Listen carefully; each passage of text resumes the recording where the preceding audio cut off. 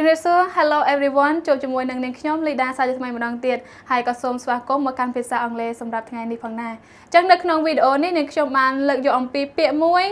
ដែលពាក្យពីរចាដែលយើងតែងតែច្រឡំអូខេអញ្ចឹងពាក្យមួយអានថា pick ហើយនិងពាក្យមួយទៀត pick up ដែលពីរពាក្យហ្នឹងគឺបកប្រែខុសគ្នាចាប៉ុន្តែមួយចំនួនយើងតែងតែច្រឡំណា pick ទៅ pick up អញ្ចឹងទៅយើងធ្វើយើងនៅតែច្រឡំអូខេអញ្ចឹងថ្ងៃនេះយើងនៅតែដឹងជាមួយគ្នាថា pick យើងបកប្រែបែបណាហើយ pick up យើងបកប្រែមិនអូខេអញ្ចឹងកុំឲ្យខាត់ពេលយូរកុំភ្លេចត្រៀមប៊ិចនិងសៀវភៅដើម្បីធ្វើការរៀនពាក្យថ្មីជាមួយនឹងខ្ញុំទាំងអស់គ្នាចាឥឡូវនេះយើងទៅមើលឧទាហរណ៍សិនហើយខ្ញុំនឹងសួរបងប្អូនទាំងអស់គ្នាថា pick ហើយនិង pick up វាខុសគ្នាបែបណាអញ្ចឹងឧទាហរណ៍ I picked this dress for my sister's wedding sorry sister កន្លែងនេះគឺមាន apostrophe មានថាកម្មសិទ្ធិចាអធិស្ឋានអញ្ចឹង I picked this dress for my sister's wedding Another example, you can pick one of these if you want. Another example, I pick up this doll from the road to school. I forget to pick up my raincoat from the car. And the special one we have, I'm going to pick up my daughter from school.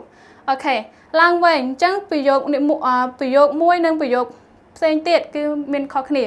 ដែលឡែកពីប្រយោគនេះគឺសំដៅទៅលើ pick ចា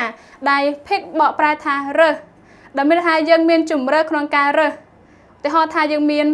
ច្រើនឧទាហរណ៍ដូចនៅក្នុងឧទាហរណ៍ទី1អញ្ចឹង I pick the dress ខ្ញុំជ្រើសរើសសម្លៀកបំពាក់នេះសម្រាប់ថ្ងៃមង្គលការបងស្រីរបស់ខ្ញុំមិនថាគាត់មានជំរើសសម្លៀកបំពាក់របស់គាត់មានច្រើនពណ៌មានច្រើន mode មានច្រើន style មែនទែនអញ្ចឹងបានជាយើងប្រើពាក្យថា pickក្នុងន័យរើសមួយណាចាអញ្ចឹង I picked the dress for my sister's wedding អញ្ចឹងគាត់បានជ្រើសរើសសម្លៀកបំពាក់មួយនេះសម្រាប់កម្មវិធីបងស្រីសម្រាប់ពិធីមង្គលការបងស្រីរបស់គាត់អូខេហើយយើងក៏មានសំណួរមានឧទាហរណ៍មួយទៀតដែលបញ្ជាក់ទៅលើ pick ដូចគ្នាអញ្ចឹង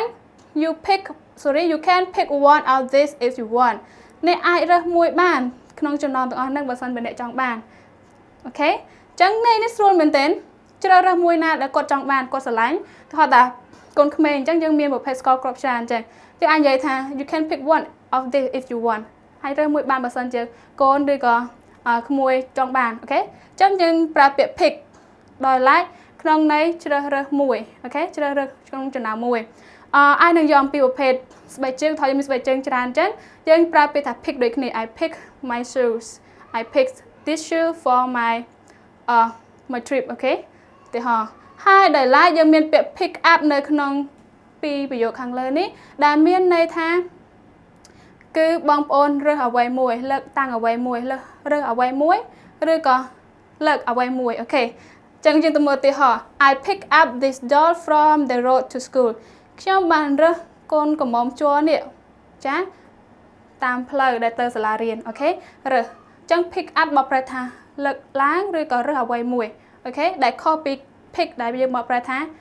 រើសសម្រាប់ជ្រើសរើសអ្វីមួយអូខេខុសគ្នាហើយមួយទៀត I forget to pick up my raincoat from the car ខ្ញុំភ្លេចចាយកឬក៏ចាមានន័យដូចគ្នាយកក៏បានរើសឡើងក៏បានលើកតាំងក៏បានអូខេខ្ញុំភ្លេចយកអាវភ្លៀងរបស់ខ្ញុំពីក្នុងឡានមកហើយអញ្ចឹង pick up យើងអត់ប្រើ pick ទេអូខេហើយជាចុងក្រោយដែលយើងឃើញថាយើងអាចប្រើបានសម្រាប់ក្នុងន័យយើងទៅយកអ្នកណាម្នាក់ពីកន្លែងណាមួយឧទាហរណ៍ក្នុងឧទាហរណ៍នេះអញ្ចឹង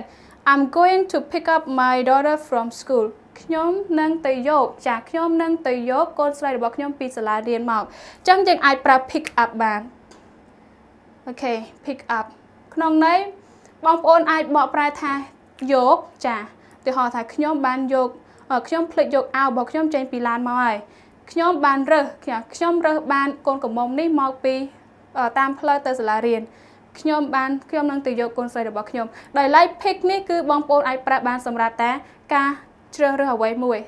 យើងមានជំរើសច្រើនហើយយើងប្រើពាក្យ pick មានថាយើងរើសយកមួយហ្នឹងអូខេអញ្ចឹងវីដេអូរបស់នាងខ្ញុំក៏បានមកដល់ទីបញ្ចប់ហើយខ្ញុំសង្ឃឹមថាបងប្អូនអរគ្នាអាចនឹងយល់